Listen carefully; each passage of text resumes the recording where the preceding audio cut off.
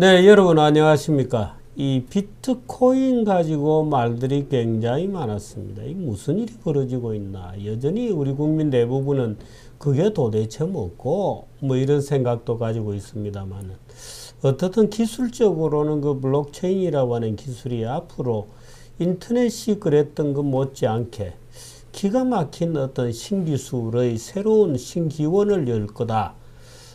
말하자면 겉으로 드러나는 비트코인의 그 가격의 광풍과는 달리 밑에서 흐르고 있는 소위 블록체인이라고 하는 기술 자체는 놀라운 시대를 열어갈 거다 이렇게 기대를 하는 분들도 많고 논란이 많습니다. 근데 그 와중에 아마 여러분들 아시겠습니다만은 이 북한 애들이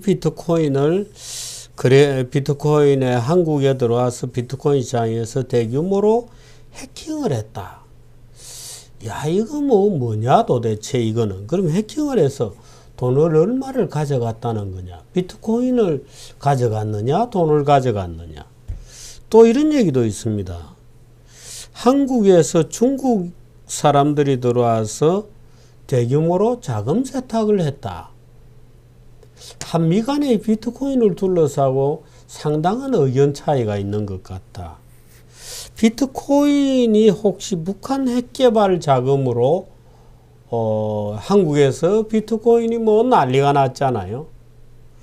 혹시 북한 핵개발 자금으로 유용되고 있는 것 아니냐. 도대체 그럼 그게 어떤 메커니즘에 의해서 일어난다는 거냐. 뭐 여러 가지 얘기가 있습니다. 오늘 모시는 우리 김 박사는 여러분들이 좋아하시는 분인데 모셔서 제가 묻고 답하는 시간을 가져보도록 하겠습니다. 김 박사 모십니다. 어서 오세요. 네, 안녕하십니까. 비트코인을 네. 북한 애들이 해킹했다는 거 있고, 네. 비트코인에서 북한 애들이 핵개발 자금을 빼가지 않았느냐? 네. 두 가지 같은 얘기입니까? 그러니까 그 비트코인으로 가져갔을 가능성도 있고 비트코인을 환전을 해서 돈을 가져갔을 가능성도 있고 여러 가능성은 다 있다고 봅니다. 따라서 그런 부분을 지금 무슨 조사하려고 하고 있는 것이죠. 김 박사 무슨 증거를 갖고 있는 건 아닙니다. 그죠? 네, 그렇습니다. 쭉 신문에 나오는 여러 가지 사실들을 쭉 추적해 보니까 어떤 종류의 합리적 의심이 든다. 네. 이겁니다. 네, 그렇습니다. 돈을 빼갔을 가능성, 얼마를 빼갔을 거로 봅니까? 지금 뭐 한간에 들리는 소문에는 뭐 어느 쪽에서는 뭐 한 400억이 털렸다는 이야기도 있고 뭐 400억 달러는 아니겠지. 원입니다. 설마 원이죠. 원입니다. 네, 400억 원 같으면 뭐 그렇게 어마어마한 돈은 아닌데 여러 가지 그런 이야기들이 나옵니다. 이게 하나의 사건이 400억 원이라는 설 또 네, 또 뭐 800억 원이라는 설도 있고 여러 설들이 지금 존재합니다. 그리고 이 해킹이기 때문에 이 해킹이 정확히 북한인지 아니면 중국인지 미국인지도 명확하지가 않아요. 보통 해커들이 여러 루트를 거쳐서 움직이기 때문에 아니 해킹이라고 하는 것은 들어와서 들여다보고 그냥 구경만 하고 갈 수도 있고 네. 해킹을 하게 되면 우리나라 이 비트코인 거래소를 해킹하는 겁니다. 그죠? 네, 맞습니다. 그럼 거래소를 해킹해 가지고 뭐 빼갔습니까? 금액이 나갔죠. 아, 그래요? 네, 일본에서도 5,400억 원인가 나간 사건이 있었지 않습니까? 일본에서 500억엔 500억 원, 그렇죠. 이 나갔다. 네. 한국에서도 돈이 해킹을 당해서 탈취당했나요? 네. 아, 그건 기사 난 겁니다. 빗썸에서도 해킹 사건이 있었죠. 아니 그러니까 단순히 해킹 사건이 있은 거고 네. 해킹에서 들어와서 그냥 구경만 하고 갈 수도 있죠. 해킹해서 들어와서 구경만 하고도 갈 수는 있지만 그 정도 실제로 돈을 탈취해 갈 수도 있고 돈을 탈취당했다는 겁니까? 네. 빗썸은? 네. 얼마를 탈취당했다고 밝혔나요? 금액은 제가 지금 모르겠습니다. 그 잊어버렸는데 그래서 해킹을 당한 사건이 그래서 크게 나가지고 보도가 시끄러웠죠. 예, 있었습니다. 네. 해킹을 당했다. 네. 근데 그 해킹을 북한 애들이 했을 거다. 그렇게 한 보도도 있죠. 북한도 해낼 가능성이 있다는 후보가 있습니다. 그리고 미국 쪽에서는 지금 한국 쪽 거래소를 보고서 아예 그냥 북한에 대한 우려가 심각하다라는 식으로 해서 조사를 하려는 문의도 있었습니다. 미국의 금융감독청에서 네. 미국에. 예, 미국에서 네. 한국의 은행들을 조사를 하겠다. 네. 뭐 이런 논란이 있었잖아요. 네, 그렇습니다. 왜 조사를 하겠다고 한 겁니까? 그게 비트코인 때문이라는 것도 확정되었나요? 비트코인 거래소에서 대북 송금의 입금 출금, 그러니까 북한의 비트코인이 한국 거래소에 들어와서 매입돼서 출금이 됐을 가능성, 그 다음에 또 내부에서 해킹을 해가지고 비트코인이나 혹은 돈을 훔쳐서 갔을 가능성 등등이 보인다고 해가지고 그분에 대한 조사를 하고자 왔었죠. 그래서 특히 우리나라에서 6개의 주요 은행을 찝어가지고 좀 내부 조사를 해봐야겠다라는 신청을 한 적이 있습니다. 여러 번 했죠. 전화도 하고 공문도 보내고. 아, 그랬나요? 네. 미국 금융청이. 네. 우리 금융청의 태도는 뭡니까? 현재 우리 금융청의 입장은 우리 금융청이라면 금융감독원이 맞습니다. 수도 있고 금융감독위원회일 수도 있고. 네네. 우리 정부 측 입장은 뭐냐면은 미국 금융청에 개별적 대응을 하지 말고 자기네들이 통제를 하겠다라고 해가지고 실질적으로 특검을 들어갔죠. 그래서 6개 은행을 그대로 조사를 하고 있습니다. 현재. 아니 그러니까 그거야 뭐 우리 금융청으로서 네. 당연한 거죠. 네. 예를 들어서 어느 나라든지 그 나라의 청에서 한국에 뭐 조사를 하겠다 그러면 네. 야 너희들이 왜 해? 우리가 해줄게. 뭘 요구하는 거야? 네. 해서 우리가 해주는 거죠. 네. 그건 뭐 이상할 거 하나도 없죠. 이상할 게 하나도 없는데 제가 조금 이상하게 본 부분은 어떤 부분이었냐면은 이거를 관리하는 태스크 포스 팀의 컨트롤을 청와대에서 한다는 거에 대해서 저는 좀 기이하게 생각한 거거든요. 그냥 금융위원회에서 하게 놔두면 되지 않습니까? 뭘 하든 간에 어차피 최종 보고만 받으면 되는 거니까. 그리고 직접 개입할 필요가 없다라고 저는 보고 있는데 왜 자꾸 제가 의심하게 되냐면은 사실 최근까지만 해도 지금은 평창올림픽 때문에 뭐 북한이나 뭐 평화 이야기를 많이 하지만 사실 불과 한 달 전만 해도 지금 북한에서 각종 핵실험이라든가 장거리 미사일 발사 때문에 굉장히 소란하고 분위기가 안 좋았습니다. 예. 그러한 상황 속에서도 우리나라 정부는 지속적으로 북한에 대북 지원을 하려고 했었죠. 개성공단 개발이라든가 금강산 개발이라든가. 예. 그거 돈 보내면은 분명히 대북 핵 개발 어떤 자금으로 쓸 우려가 있음에도 불구하고 국제사회에서도 여러 번 경고를 했고 그럼에도 우리나라 정부는 계속 보내려고 했단 말입니다. 예. 뭐 인도적 지원이다 하고 그렇죠. 보내려고 했고. 네. 근데 그런 정부가 지금 미국에서 대북 송금의 의혹이 있기 때문에 우리나라 비트코인 거래소를 조사하겠다고 하니까 그거를 차단시키고서 청와대가 직접 이거를 일일이 감독한다는 것은 좀 굉장히 비정상적이라 보는 거거든요. 이게 다른 상황이었다면은 의심할 이유가 전혀 없어요, 사실은. 그럴 수도 있는 겁니다. 왜? 우린 독립국가이기 때문에. 하지만 대북 송금을 하려고 온갖 노력을 했던 이 정부가 갑자기 대북 송금 관련돼서 조사하겠다니까 차단하는 거는 지금의 이 분위기에서는 의심스럽다는 거죠. 아니 차단이 아니고 그건 당연한 거 아니에요. 예를 들어서 일본이 되었건 중국이 되었건 어느 나라라도 야, 우리가 보니까 너희 나라 은행과 관련된 뭔가 문제가 있다. 그럼 예를 들어서 뭐 신한은행 미국에 있는 지점을 조사하겠다. 그러면 미국 금융청이 직접 할 수 있는 거죠. 근데 신한은행 본점을 조사하겠다. 그럼 당연히 직접 와서 하는 건 아니죠. 가만히 있어봐. 이건 우리나라, 야, 그럼 질문 줘봐. 내가 조사해 줄게. 하고 당연히 하는 거고. 또 그건 미국과 관련된 일이기 때문에 청와대가 요즘 밤나라, 뭐, 대추나라를 청와대가 요즘 완면쇼 하잖아요. 뭐 비트코인 뿐만 아니고. 여러 분야에서 문재인 정부 들어서고 나서는 좌우당한 우리나라 다른 정부는 그냥 수족이고 청와대가 다 하잖아요. 그것 아닌가? 혹시 지금 청와대가 종북이나 주사파 친구들이 많기 때문에 뭔가 얘들이 북한이 한국에서 해킹해 가는데 협조했다 이렇게 보시는 건가요? 저는 개인적으로 그렇게 보고 있습니다.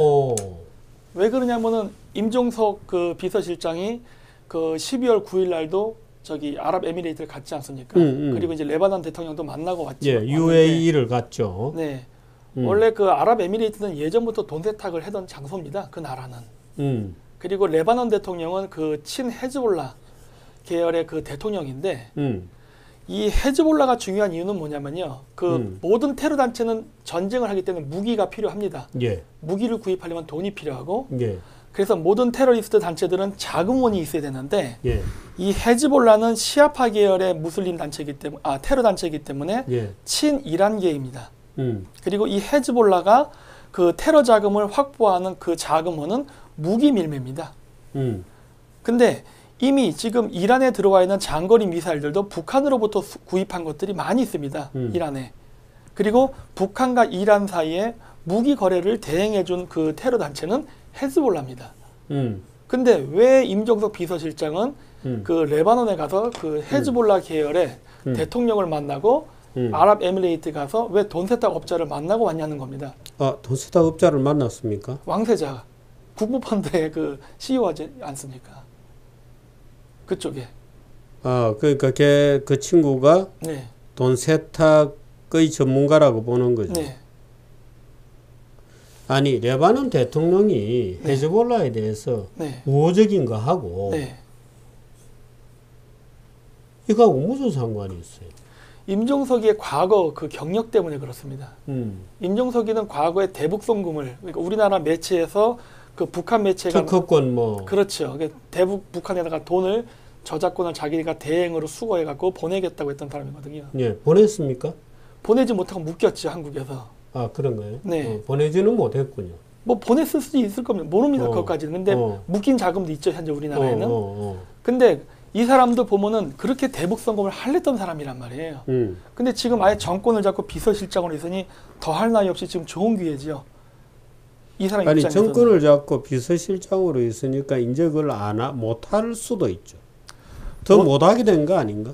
못하는 게 정상이어야 하지만 요즘 그 이 정부가 하는 일들을 보면은 아까도 얘기했듯이 국제사회에서 그렇게 맹비난을 받는 상황 속에서도 자꾸 개성공단 재개라던가 그다음 금강산 재개 또 인도적 차원의 또 그 지원은 가능하다 이런 식의 자꾸 얘기를 한단 말이에요. 그러니까 이게 이런 걸 보면은 헤즈볼라가 이란 북한의 무기 밀매 개입했을 가능성. 네. 그치 헤즈볼라와 레바논 대통령이 친하다. 네. 상당한 내적인 연결고리가 있는 것 같다. 네. 그러므로 임종석이가 레바논 대통령을 만난 것은 그것과 관련된 뭔가의 비즈니스가 있었던 것 아니냐. 네, 그렇게 보고 있습니다, 지금. 너무 비약 아닌가?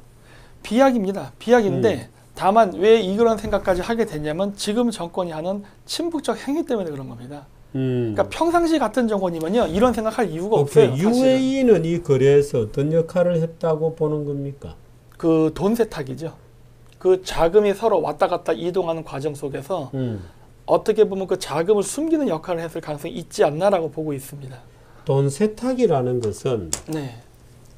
돈을 가져가서 비누칠해서 빠는 건 그건 아니잖아요. 아니죠. 네.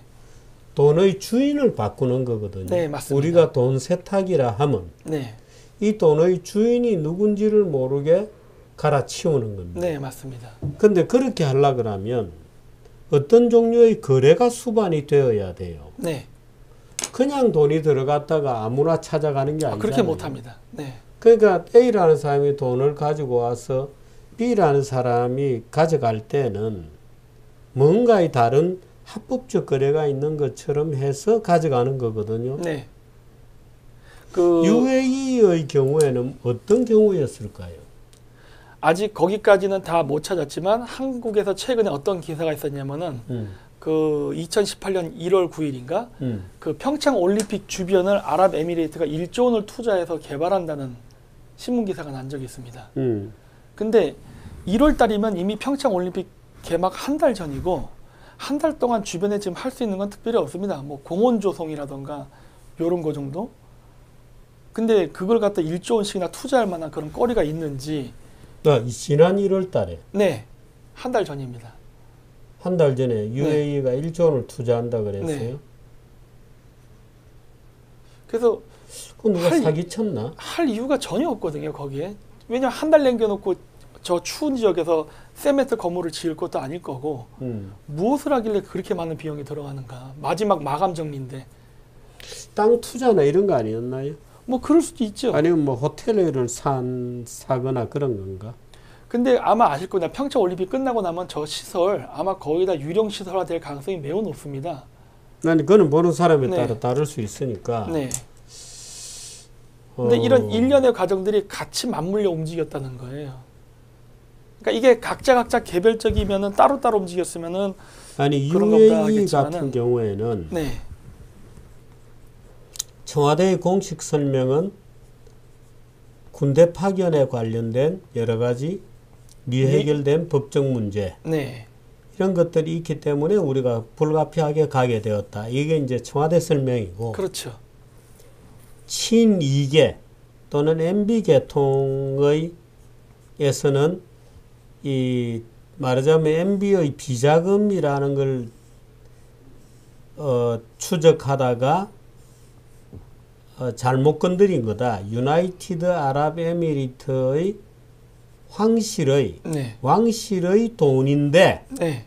MB 돈인 줄 알고 뒤지다가 걸린 것 아니냐. 네. 괜히 그쪽 사람들이 발끈했다. 네. 그래서 부득이하게 이건 미안하게 되었다고 설명하기 위해서 갔다. 네. 이렇게 이제 일반 세간에서 보는 거잖아요. 네. 근데 이게 아니고 네. 아예 북한의 송금 때문에 갔다. 궁극적으로 보면. 네. 이런 주장이잖아요. 네, 그렇습니다. 그 아랍에미리트 가는 사건에 대해서는 그 몰래 갔지 않습니까? 처음에는 보고 안 하고 갔다 나중에 이제 임종석 비서실장이 아랍에미리트 간 게 이제 보도가 됐죠. 뒤늦게. 예. 그리고 아니, 뒤늦게 밝혀진 건 아니고 출발할 때 보도가 되지 않았던 거죠. 네. 근데 예. 거기서도 얘기할 때 뭐 예를 들어서 뭐 이명박 대통령의 뭐 비자금 문제가 됐던 그다음에 뭐 동명부대 위문 방문이 됐던 그런 것들은 지금 정권 입장에서는 자랑할 만한 얘기지 숨길 이야기는 아니에요.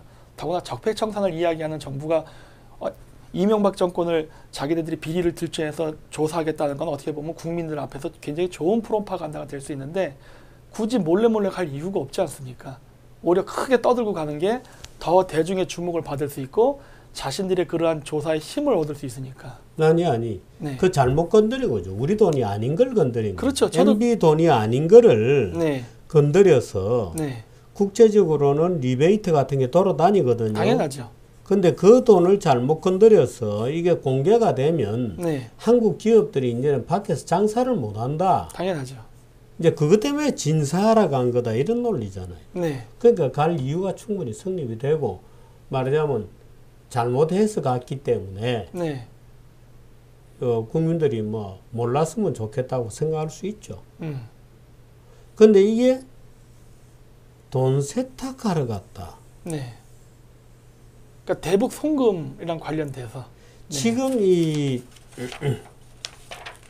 이 문재인 정부는 네.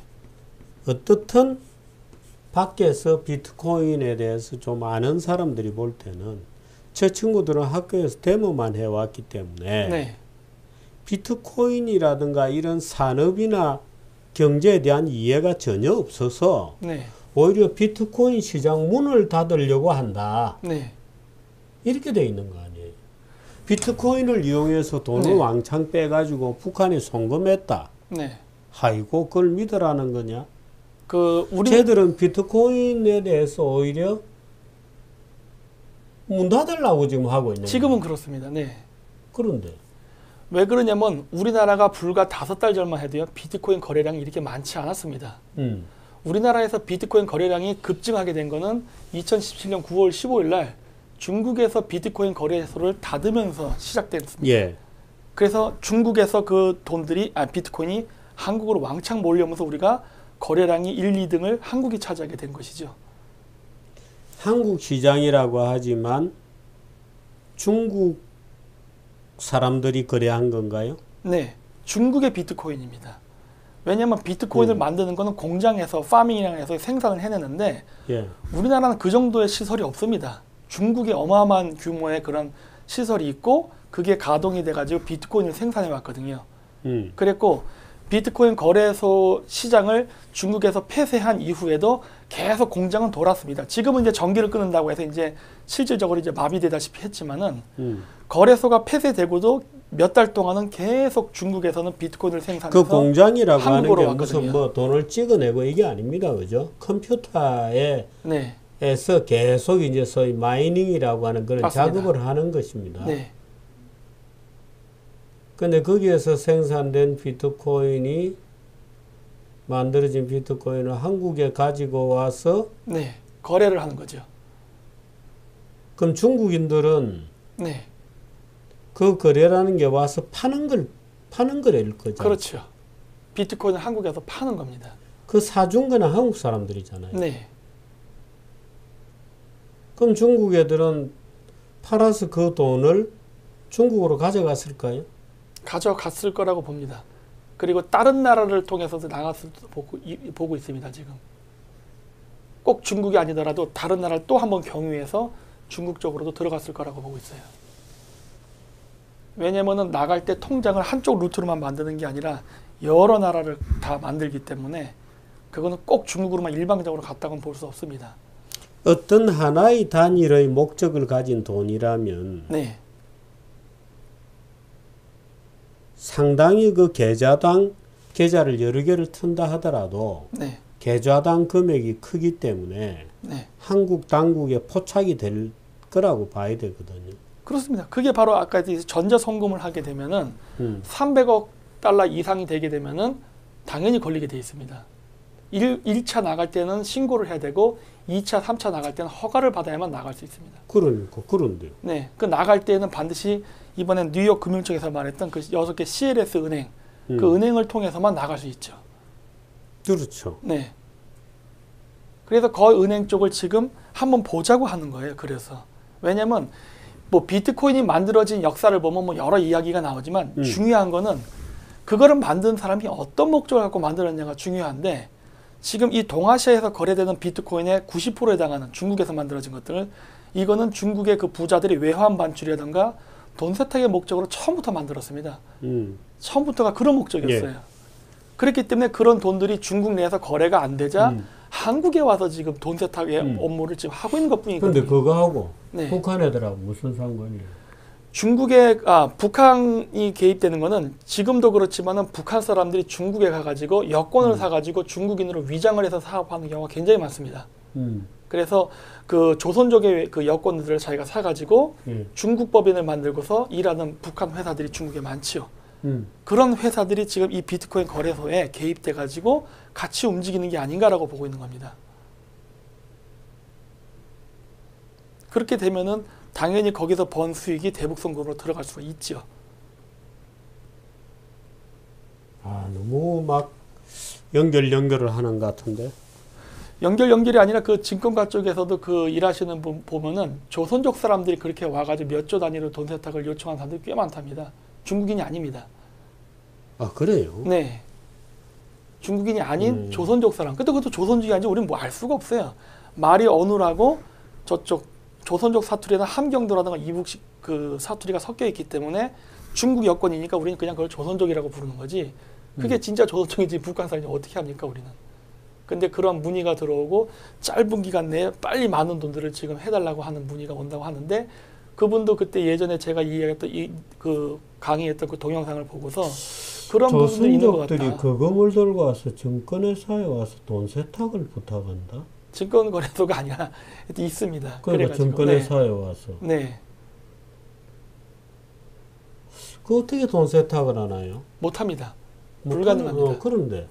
그러니까 그만큼 지금 묶인 돈들이 우리나라에 많습니다. 지금 들어와 있는데 제가 봤을 때 다 걸리거든요. 걸립니다. 어떤 거라든지 다 예를 들어 태극기 뭐 지원금 10,000원, 20,000원 낸 것도 다 은행에 계좌가 당연하죠. 남잖아요. 네. 근데 그걸 예를 들어서 국가 단위로 네. 또는 조직적으로 가져갔다. 오케이. 그럼 네네. 증권시장에 중국이 작년 9월 달에 네. 9월 15일에 비트코인 거래소를 문을 닫고 네, 비트코인 거래소입니다. 네. 비트코인 거래소를 문을 닫고 중국인들이 대거 네. 비트코인을 한국으로 가지고 와서 한국 시장에서 팔고 네.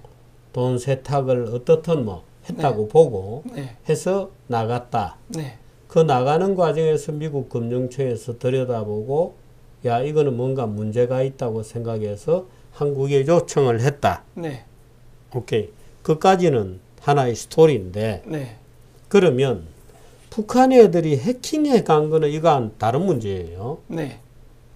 그리고 지금 얘기하는 무슨 이 정권의 핵심 주사파들이 북한을 단순히 지원하기 위해서 비트코인에 투자를 해서 투자 이익을 네.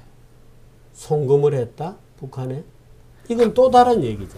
그러니까 근본적으로는 뭐냐면 대북 송금이 비트코인을 통해서 이루어진다는 겁니다. 그게 해킹을 통해서 보내건 아니면은 그 거래소를 통해서 보내건 어쨌든 북한 쪽으로 이익이 돈을 있어야 보낸다는 보낼 거죠. 거 아니에요. 이익이요. 투자를 해서 이익을 남겨서 보내는 거지. 그 투자에 남기는 이익을 남기는 건요. 그 비트코인 거래 시장이요. 9월 15일 날 폐장된 이후 우리나라에 들어온 이래 그 566%가 상승했습니다. 예. 2달 동안. 이거는 있을 수 없는 현상이에요. 그 어떤 거래소도 이런 식으로. 아니에요. 우리나라에서야 뭐 네. 온 국민들이 미쳐서 박근혜 대통령 탄핵도 하는데 뭐 와 해가지고 뭐 주가 끌어올리고 뭐 폭락하고 이런 거야 뭐 다반사로 있었던 일이잖아. 아니요, 뭐 그렇게 할 수는 있지만은 워낙 비트코인에 대한 개념이 없는 국민들한테 이걸 갑자기 붐을 일으킨다고는 어려워요. 처음에는 분위기꾼이 있어야 됩니다. 어느 정도 뭉칫돈이 들어가서 가격이 올라가는 게 보여야 그걸 보고 그러니까 사람들이 그걸 움직이지. 가지고 청와대가 그러면은 움직였다. 그래서 목표 가격에 이르러서 정말 엄청난 이익을 냈다. 네. 저는 만일에 청와대가 그 정도로 능력이 있다면 네. 그 앞으로 100년 동안 대한민국을 통치해도 괜찮다고 난 봐. 아니요, 이거는 어거지로 올린 거기 그 때문에. 정도로 굉장한 지력을 가지고 있고 네. 그 정도로 완벽하게 시장의 투기적 움직임을 통제를 할 수 있었다?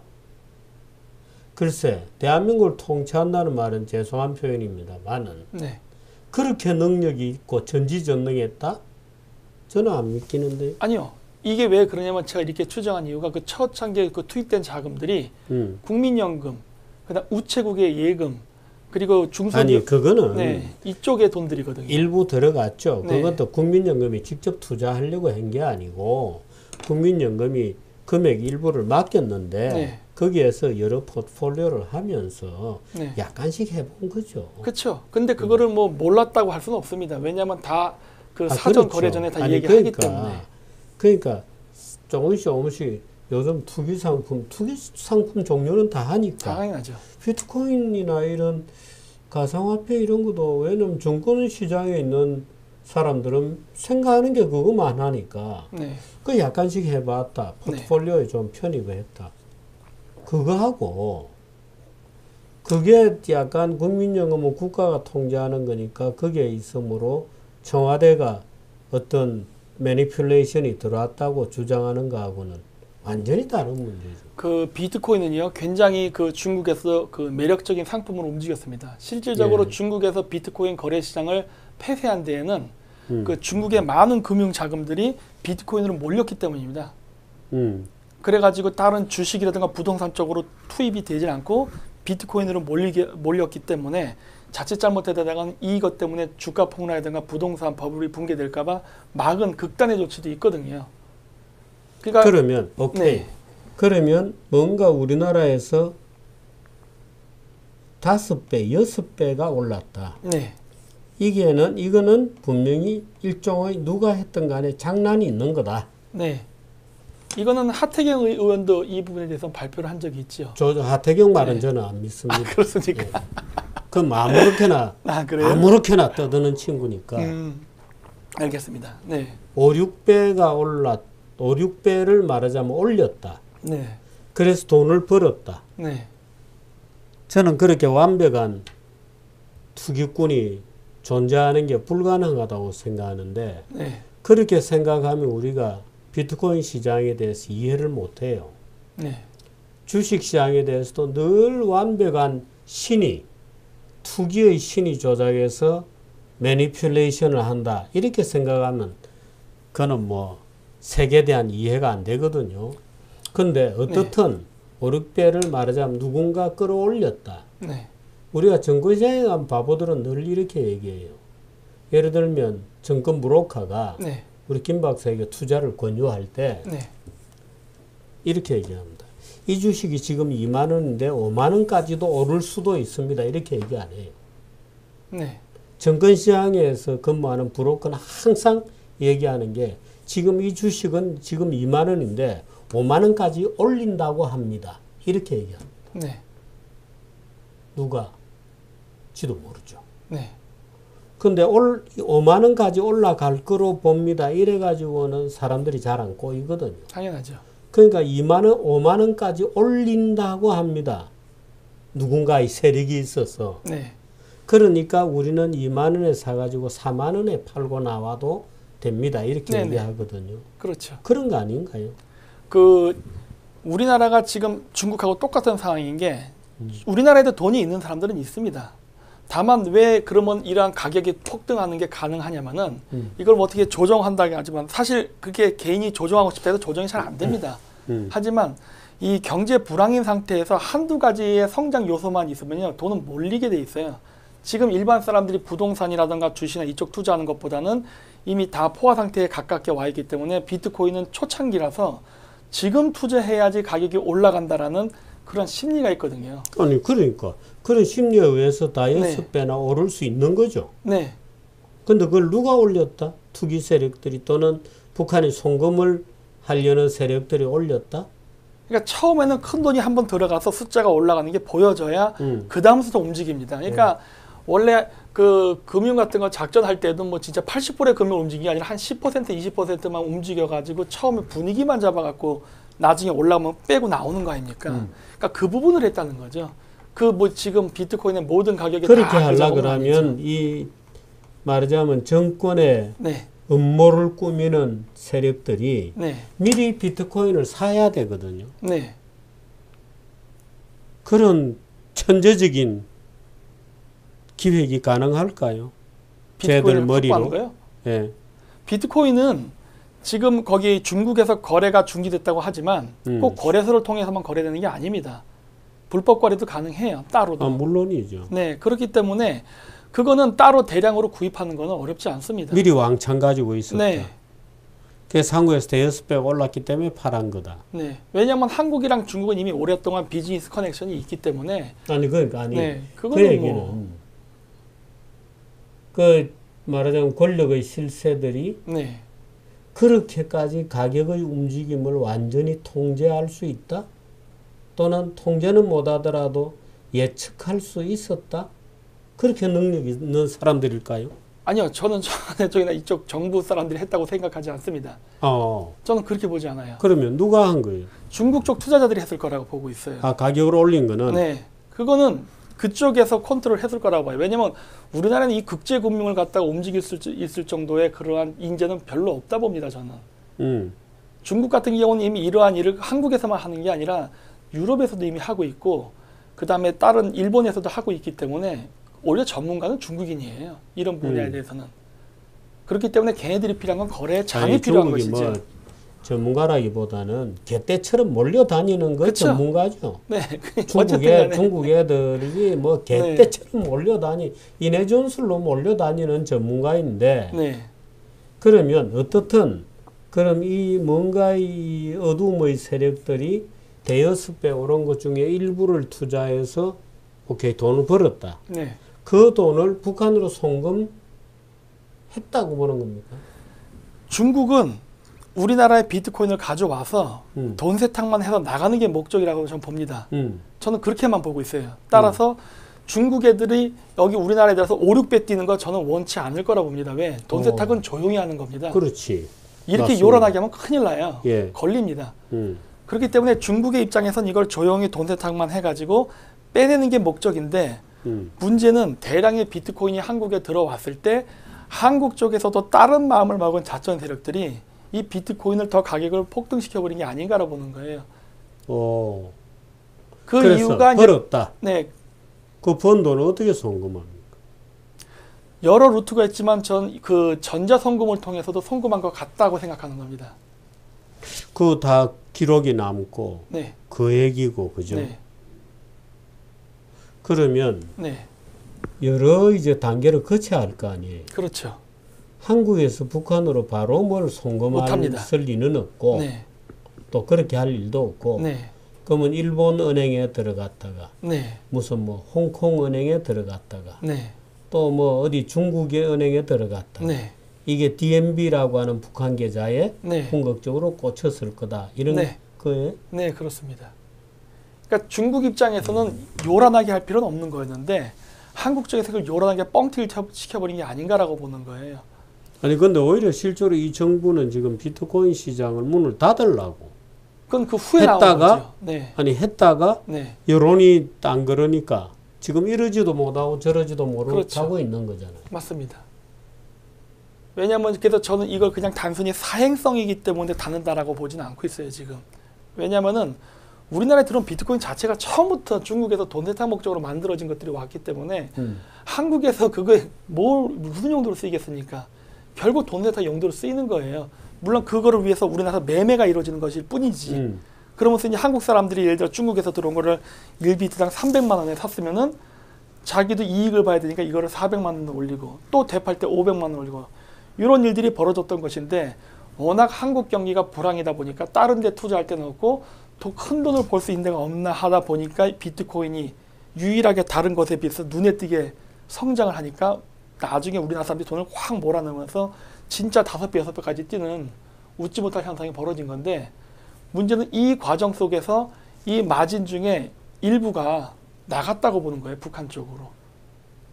그거는 우리나라 정부에서 지속적으로 아니 네. 그러면 예를 들어서 우리나라 말하자면 어떤 악당들이 있다고 네. 보고 네. 이 악당들이 북한에 송금을 해주기 위해서 돈을 보냈다. 네. 그럼 비트코인 시장이 계속 열려 있어야 네. 종종 그 짓을 할 거 아니에요. 안 됩니다. 근데 왜 닫으려고 그래요? 왜냐면 뉴욕 금융청에서 지금 조사하러 들어온다고 하지 않습니까? 그렇게 되면 이제 어떤 문제가 생기냐? 중국이 한국에서 비트코인을 통한 돈 세탁은 어려워지는 분위기가 됩니다. 그러면 이제 중국의 큰 손들은 더 이상 우리나라 비트코인 들어오지 않게 되죠. 이미 들어온 건 어쩔 수 없지만 이제는 안 들어오는 쪽으로 가는 거죠. 그렇게 되면. 그러니까 비트코인 거래 시장이 뭐 그런 데서 활하게 아니 될 뭐 거라고 이미 들어왔다 않습니다. 안 들어왔다 하는 게 사실은 없죠. 비트코인은. 네. 그 뭐 넷 상위 위에 있는 것이니까 네. 무슨 국경을 통과할 때 세금을 내는 것도 아니고 네. 국경을 넘어왔다고 무슨 기록이 있는 게 아니거든요. 네. 거래를 안 하는 거죠, 별로. 예전같이. 실질적으로 거래량은 확 줄어버렸습니다. 그래서 앞으로 어떻게 될 거라고 보세요? 저는 어떻게 될 거라 보고 있냐면은 이번에 올림픽이 끝나고 나서 미국이 좀 더 본격적으로 이 부분에 대한 조사를 의뢰하지 않을까라고 보고 있습니다. 왜냐면은 뭐 별도로 할 수는 있습니다. 우리나라 정부가 6개 은행을 조사해서 CLS 계좌를 조사해서 발표할 수 있는데 그러려면요 공조해주면 돼요. 미국이랑 정보 공유해주고. 그렇죠. 지금 그런 게 지금 없단 말입니다. 해주면서 하면 아무 문제 없어요, 사실. 그리고 미국에서 요청하는 것도 뭐냐면은 이게 거액의 금액이 오고 가게 되면은 런던과 뉴욕에도 그 기록이 남기 때문에 그 계좌번호 대조만 해보면 됩니다. 예. 의심 가는 계좌번호만 대조해가지고 자기네들이 의심했던 게 맞는지 아닌지 확인만 해주면 되는 거예요. 어떻게 보면 굉장히 간단한 절차인데 그 간단한 절차를 이렇게 복잡하게 일을 끌 이유가 없다는 거죠. 예. 네. 이걸 왜 자꾸 얘기하냐면 청와대에서도 이 부분에 대해서는 명확한 입장을 발표해야 되는데 자꾸 말을 안 하고 시간을 지지부진 끌기 때문에 이러한 음모론이 확산될 수 있는 여건을 만드는 게 아닌가 보는 겁니다. 스스로도. 그러니까 이 부분을 명확하려면 이 정부가 원래 소통을 중요시 여기지 않습니까? 그러니까 이 부분에 대해서는요 지금 해야 되고. 아니 이 정부는 네. 소통을 중요시하게 여기지 않아요. 아니 이 표면적으로 일단 정부는 얘기했으니까. 선전을 중요시 여기지 그렇죠. 소통을 중요시 여기지 않습니다. 그러니까 입장을 명백해야 되는 것이고 그리고 조만간 이제 지방선거가 다가오는데 앞으로 몇 달 뒤면은 예. 이 비트코인 사건은요 아마 지방선거의 승패를 가늠하게 된 굉장히 중요한 분수령이 될 수도 있습니다. 왜냐하면 이 비트코인 비트코인 투자하는 사람 몇 명이나 된다고. 가격은 뭐 난리가 났지만 투자자의 56%가 20, 30대입니다. 문재인 지지층의 상당 부분을 차지하는 사람들이에요. 아니 문재인 지지층 20, 네. 30대가 바다처럼 많은데 네. 그 중에서 일부가 하고 네. 그 중에서 절반이 20, 30대라고 해본들 네. 그건 20, 30대 전체 인구에 비교면 아무것도 아니죠. 아무것도 아니지만 그 사람들이 내뱉는 SNS의 메시지라는 거는 어마어마하게 무시할 수 없는 거거든요. 이번에 청와대 뭐 문 닫지 말라고 청원하고 이랬잖아요. 그게 만들고서 10만 명이 순식간에 찼습니다. 10만 명이 넘었더니 나중에 청와대에서 뭐라 얘기했냐면 20만 명 되면 얘기하겠다 그랬어요. 20만 명을 넘겼습니다. 아, 그랬나요? 그때 어떻게 30만 명 되면 하겠다. 자꾸 도망치는 거예요. 아, 왜 이러냐는 거예요, 도대체. 아, 비트코인 문제 여러 가지 의심을 하는 사람들이 많아요. 피해에 대해서 어떻게 할 것이냐, 거래소 진짜 폐쇄할 거냐, 하지 말아야 된다. 뭐 저처럼 이런 대북 송금의 의혹이 있다. 여러 이야기를 지금 비트코인 그 청와대에게 게시판에 보면 상당히 많이 올라와 있습니다. 근데 지금 청와대에서는요, 이거에 대해서 묵묵부답하고 있다는 거예요. 아니면 차라리 저를 가짜뉴스 유포자로 고소를 하던가. 왜냐면 이번에 211건인가 민주당에서 했다고 하는데 거기에 보면 왜 비트코인 얘기는 없냐는 거예요. 비트코인도 가짜뉴스 고발건으로 올리면 되지 않습니까? 일체 언급을 안 한다는 거예요. 그러니까 이게 참 보면 특이하다는 겁니다. 지금 뭐 합성사진건도 그렇고 다 고소 고발 건데 문재인 대통령의 개랑 이렇게 합성사진 한 게 있거든요. 개랑 개 몸과 문재인 대통령 얼굴. 도그. 네네. 이런 것들도 다. 그 그림. 네, 그런 것들도 전부 다 고소고발 대상에 포함되거든요. 그거는 사소한 말장난에 불과한 거지만은 이 비트코인 문제 같은 경우는 실질적으로 돈이 오간 굉장히 큰 문제거든요. 아니 문재인 대통령을 그 개를 좋아하는 사람들이 만든 거 아닌가? 아, 산책을 좋아하시니까 문재인 대통령이 그래서 그런 거 같은데. 그리고 올해가 또 개의 해기도 하지 않습니까? 아니 촛불 시위할 때는 박근혜 대통령을 완전히 무슨 뭐 이상한 여자로 만들어 놓은 그런 그림도 있고 했잖아요. 그래도 고소고발 당하지 않았지 않습니까? 그래, 근데 왜 그건 고발했나요? 이번에 어쨌든 했습니다. 그래갖고 이렇게 했는데 왜 비트코인은 고소고발 안 하냐는 겁니다. 그러면 해결될 거 아닙니까? 그러니까 말을 안 하면 안 할수록요, 자꾸 음모론은 양산되게 돼 있습니다. 말이 안 되니까 답을 안 한다 이런 주장이겠죠. 말이 안 되니까요. 그러면은 그 비트코인 거래소 폐쇄에 대한 거는 말이 되고 안 되고의 문제가 아니라 청와대가 입장을 얘기할 수 있는 거 아닙니까? 아니 그건 이제 범정부적으로 지금 보고 있다 이런 주장이지. 네. 그 정부는 원래는 닫으려고 했는데 하도 말이 많으니까 네. 못 닫고 있는 거다 이런 거잖아요. 네. 저는 그것을 증거인멸을 위한 폐쇄라고 보는 거거든요. 오. 그냥 단순히 그게 문제 아니라. 왜냐? 어차피 우리나라에 들어온 돈 세탁용의 중국산 그 비트코인이 거래가 된 이후에 문제가 발생하니까 이걸 폐쇄해보려고 하는 거란 말이에요. 그러니까 저는 이번 정부가 지금 비트코인 거래소 폐쇄하는 것도 개인의 사행성, 투기성, 그 다음에 해킹의 위협, 그 다음 거래소의 그 모럴 해저드 이런 부분을 자꾸 언급을 하는데 전 이거보다도 정부가 여기 어떤 문제를 근본적인 원인을 만들어지 않았나. 그리고 그 부분을 갖다가 감추기 위해서 폐쇄하는 게 아닌가라고 본 쪽이거든요. 그래서 저는 거래소를 폐쇄하는 거를 지금은 반대합니다. 왜냐면은 좀 더 폐쇄는 해도 그 기록은 다 남아 있어요. 남죠. 근데 되도록이면은 은행 거래기 때문에 비트코인 거래소라는 게 아니고 그 은행 거래잖아요. 그렇죠. 근데 되도록이면 대중의 관심을 자꾸 빼버리려고 하는 게 아닌가 싶은 거예요. 그러니까 저는 대중의 관심이 비트코인에서 멀어지면 안 된다고 보는 쪽인 거고 그렇기 때문에 청와대는 뭐 비트코인 거래하는 사람들끼리 뭐 현찰 들고 와서 주고 사고 이런 게 아니니까 네. 다 그 은행 거래는 남거든요. 그래서 네.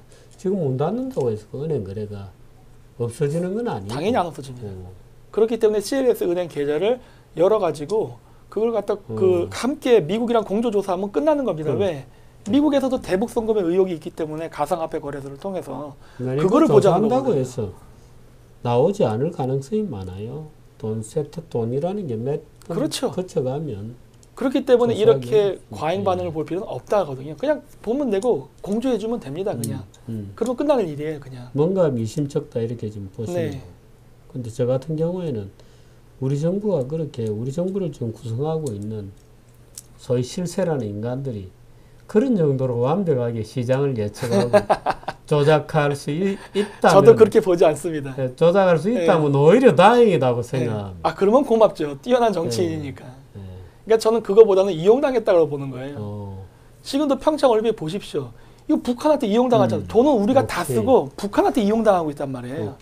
이런 걸 보면은 이것도 뭔가 우리가 주도적으로 한 게 아니라 외세에 이용당했다는 네. 느낌을 너무 많이 받는 거예요, 지금. 알겠습니다. 네. 평창 얘기하면 또 혈압이 우리가 올라가기 때문에.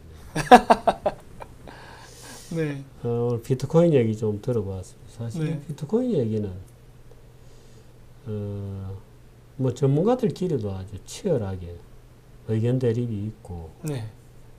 저는 이 비트코인의 어떤 비트코인이 존재하는 한 비트코인의 투기적 어떤 성격은 별로 안 바뀔 거라고 난 보는데, 네. 어떻든 오늘 모처럼 오셔서 재밌는 얘기 많이 들었습니다. 아닙니다. 불러주셔서 고맙습니다. 네. 내일 카자흐스탄 가신다면서요? 네, 그렇습니다. 가서 뭐 하세요? 내일 가가지고 친구들도 좀 만나고 또 이제 뭐 미래 피양새도 한번 찾아볼까 합니다. 카자흐스탄 여성하고 결혼하시려고? 네, 그렇습니다. 카자흐스탄 여성이라 하면 그 민족 카자흐스탄을 얘기하는 거예요? 아니면 카자흐스탄에 살고 있는 러시아 여인들을 얘기하는 거예요? 아니, 러시아 여자랑은 결혼할 일은 없을 것 같습니다. 그건 아니지만. 그러니까 에스닉 러시아는 아니고, 네. 에스닉 카자흐스탄이다 이거죠. 주로 중앙아시아 계통 사람들. 중앙아시아. 네. 중앙아시아 계통 사람들이 약간 굵어요. 네. 얼굴이 그죠? 네, 맞습니다. 중심이 약간 깊게 느껴지고. 네. 약간 그렇죠. 네. 우리처럼 이렇게 납작하고 좀 얇게 느껴지는 이런 얼굴은 아니에요. 약간 중심이 있게 느껴져요. 네. 좀 많이 혼혈이 되고 주변 사람들이랑 그러다 보니까 좀 그렇죠. 복잡한 얼굴입니다. 네. 그렇죠. 네. 그 가시면 양도 한 마리 잡아먹고 오시나요? 그렇죠. 제 친구가 양을 4,000마리 키우는데요. 그렇군요. 네. 그 맛있는데. 네. 왜 베레오스카 나무 잘라가지고 네. 거기다 굽잖아요. 네. 음. 그런 것도 먹고 친구들이랑 이야기도 좀 하고. 그거 좀 먹고 또 이 가마솥 같은데 풀 같은 거 뜯어 넣고 네. 이 말하자면 탕으로 끓이기도 하잖아요. 네. 어떻게 이런 거 잘 아십니까? 갔다 오셨어요? 제가 거기 가서 양 여러 마리 잡아먹었습니다. 그러셨구나. 네. 거기 잘 양이 알아요. 맛있습니다. 맛있어요. 네. 굉장히 맛있어요. 일교차가 원래 심한 곳에 그 고기가 맛있습니다. 그런가요? 가축들이. 네. 그 쫄깃쫄깃한 육감이 아직도 네. 나네요. 시간 있으면 같이 갔으면 좋겠습니다. 네. 자, 오늘 그럼 가서 이제 여성분도 만나고 네. 좋은 결과가 있기를 바랍니다. 그래서 올해는 꼭 장가를 가야 됩니다. 저도 지금. 오늘 네. 김 박사 모시고 네. 재밌는 얘기 좀 들어봤습니다. 네. 고맙습니다. 아닙니다. 고맙습니다.